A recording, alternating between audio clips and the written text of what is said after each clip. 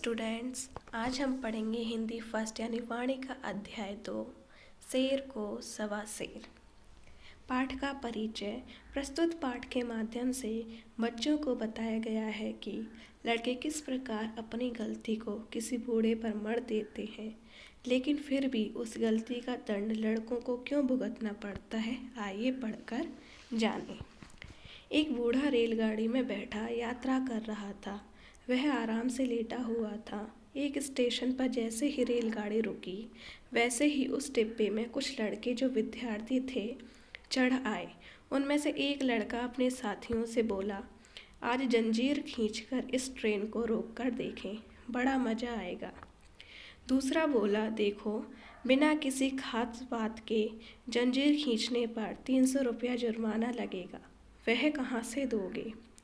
तीसरा बोला, चलो सब अपनी जेबों में से पहले पैसे निकालो और इस भाई के पास रख दो। सभी ने पैसे एकत्र किए और एक साथी की जेब में रख दिए। कुछ देर बाद उनमें से एक बोला, अरे यार, एक तरकीब सूझी है, पैसे भी बच जाएंगे और जंजीर खींचकर ट्रेन को रोकने का मज़ा भी लूट लेंगे। एक ने कहा, फटाफट तरकीब बताओ जिससे पैसे भी बच जाएं और जंजीर खींचकर रेल को भी रोक लें। उसने अपने साथी के कान में धीरे से कहा, देखो, यह जो सामने बूढ़ा बैठा है, हम उसका नाम ले देंगे। जब हम एक साथ टीटी से कहेंगे कि इसी ने जंजीर खींची है, तो टीटी बूढ़े को ही अपराधी मानेगा। उन्होंने अपनी शरारत शुरू कर दी और जंजीर खींच दी। टीटी और पुलिस वाले संबंधित कोच की ओर लपके। वे उस डिब्बे के पास पहुँचे तो लड़के डिब्बे का दरवाज़ा खोलकर उन्हें बुलाने लगे। आइए सर, हम आपको बताते हैं कि जंजीर किसने खींची है। टीटी तथा पुलिस वाले डिब्बे में चढ़ गए। शरारती लड़कों ने हाथ के इशारे से उसी बूढ़े को अपराधी बता दिया। टीटी ने झल्लाकर बूढ़े को डांटते हुए कहा, आपने ऐसा क्यों किया? आप 300 रुपये जुर्माने के तुरंत भरिए, अन्यथा जेल जाने की तैयारी कीजिए।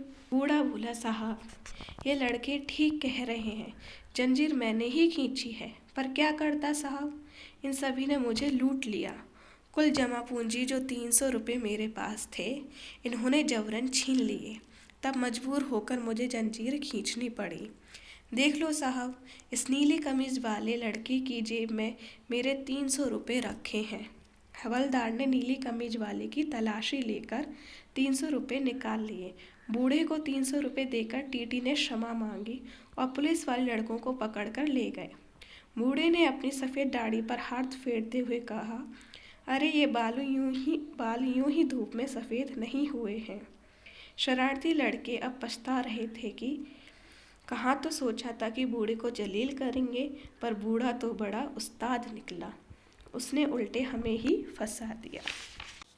पाठ का संदेश, यानी कि पाठ से जो हमें शिक्षा मिलती है, जो जैसा दूसरों के लिए सोचता है उसके साथ वैसा ही होता है।